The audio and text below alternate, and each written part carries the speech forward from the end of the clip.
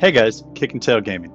Today we're going to go over the Sony State of Play and do a recap of everything that was announced. Super excited you're here. If you haven't already, give us a like and a follow, and let's see what they did. Concord is a 5v5 first-person shooter set in the vibrant sci-fi universe of the Concord Galaxy. In Concord, from the moment you log on, you are part of the crew of the North Star, a group of guns for hire known in our galaxy as free gunners. Free gunners are those lucky enough to be free to roam the stars. They take high-stake jobs on worlds across wild space, where they face other fiercely competitive free gunner crews. So Concord is the 5v5 competitive shooter. We've made it real clear those aren't things for me on my channel, but for anyone that is interested, the beta is going on July this year, and then it's going to launch August 23rd, 2024.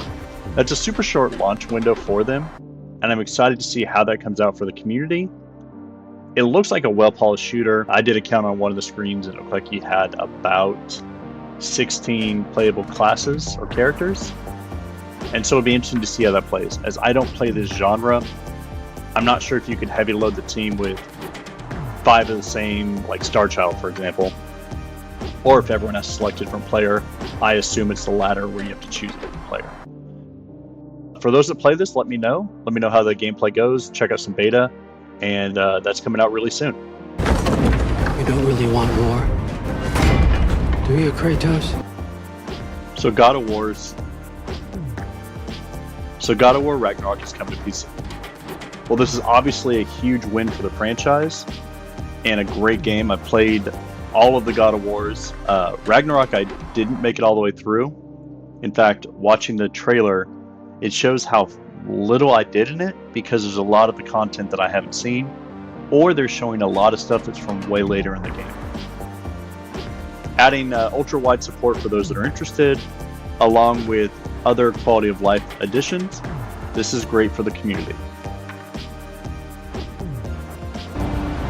But even so, someone must act. Not a lot to say here. Destiny Wars Origins coming out for PlayStation.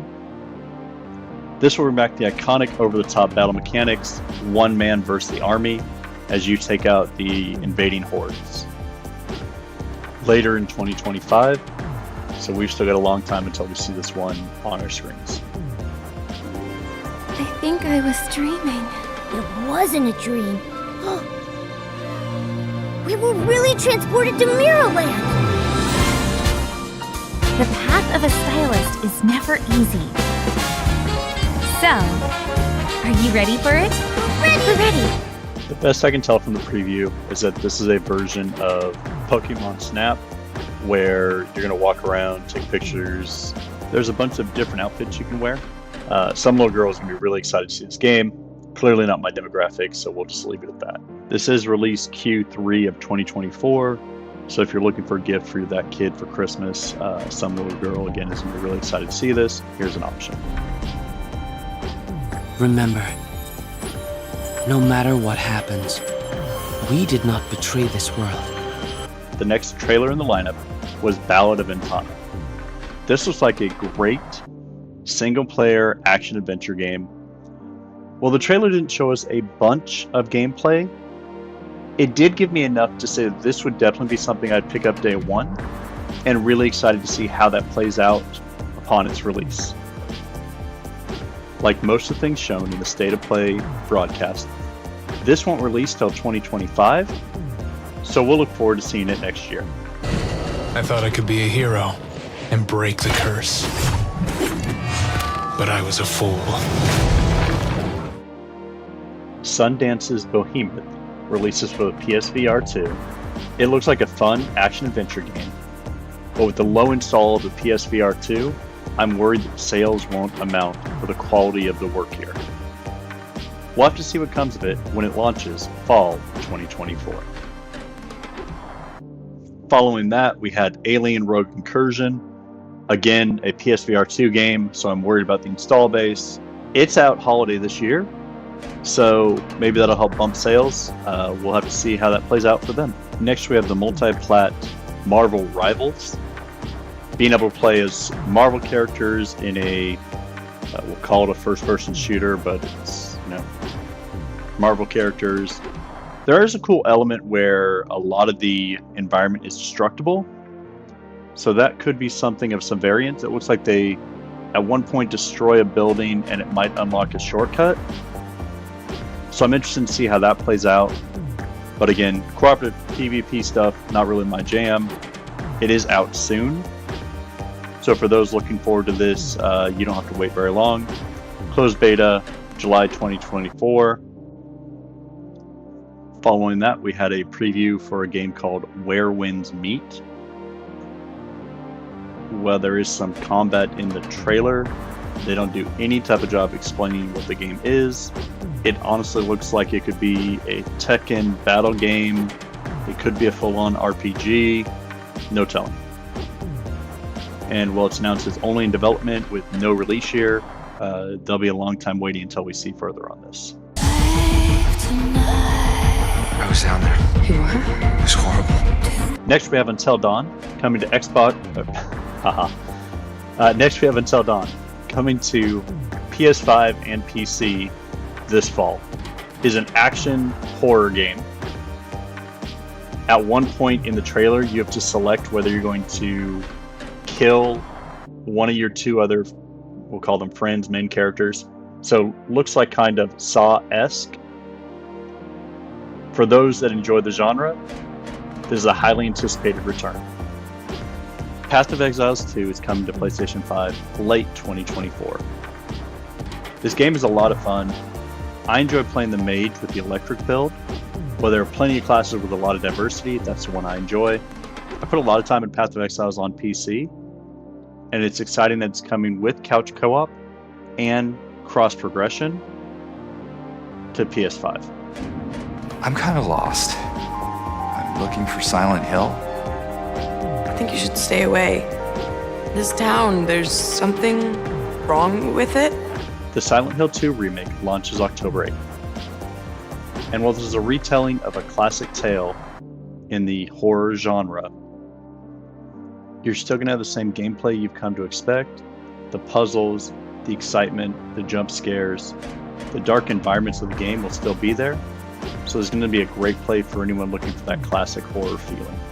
Incredible! I've never heard of a Karatnoth herd this big before. One of them's got big spikes on its back. Monster Hunter Wilds has always been a game that I have loved the graphical look of, and I've wished that the gameplay was just a little faster paced so I could really get into it. While I enjoy a good hack and slash a lot more, the pace of Monster Hunter games in the past has been too slow for me to get involved in. As like all the other ones, I'm sure I'll download a copy of this just to hope that I can find a faster gameplay than what's currently available. This game looks amazing, and the large-scale battles look like they would be a lot of fun. I like the fact that the environments change with the weather, and seeing how that's implemented in the game would be a lot of fun too.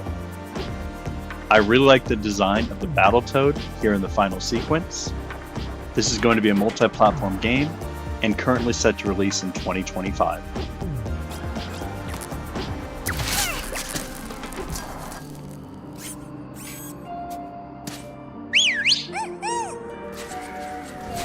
The original Astrobot that was included with the launch of the PS5 was a great introduction to the DualShock controller. And while it was a lot of fun because of the nostalgia built into the game, this full-scale Astrobot game looks incredible. You're going to be able to explore 6 different galaxies with 80 different levels. Set for release on September 6th, this is definitely one I'll look forward to playing with my PlayStation 6 at release. In conclusion, Sony showed over 14 games. The only exclusive game I'm interested in was Ballad of Atara. Monster Hunter Wilds is going to be multi-plat, I'll play that on Xbox. And Astrobot's a maybe, just from the nostalgia value of that game. The list of games I won't be playing: Concord, God of War Ragnarok, Until Dawn, Silent Hill 2, Destiny Warrior Origins, Marvel Rivals, Where Winds Meet, Infinity Nikki, Path of Exiles, and then for PSVR both Alien Rogue Incursion and Behemoth. All of those are a no for me. And if you wanted to look at it a different way, the showcase really comes down to this: horror, 5v5 shooters, and re-releases. In the horror category, we had Until Dawn, Silent Hill 2, Alien Rogue Incursion. 5v5 shooters, Concord and Marvel Rivals, and then we had re-releases of both God of War Ragnarok and Path of Exiles 2. The only real kind of original content here was Destiny Warriors, Where Winds Meet, Infinity Wind, and Behemoth. So I have to give Sony Iridium just a miserable failure on this year's State of Play. I hope next year they're able to bring games that speak to a wider audience. If you're enjoying the content we're putting out, go ahead and leave me a like or subscribe, and we'll look forward to seeing you on the next video. If you want to see the full in-depth dive, I've done a full recap of the whole entire showcase up on the channel as well. With that being said, thanks for being here. Keep an eye on Twitch to find our next stream.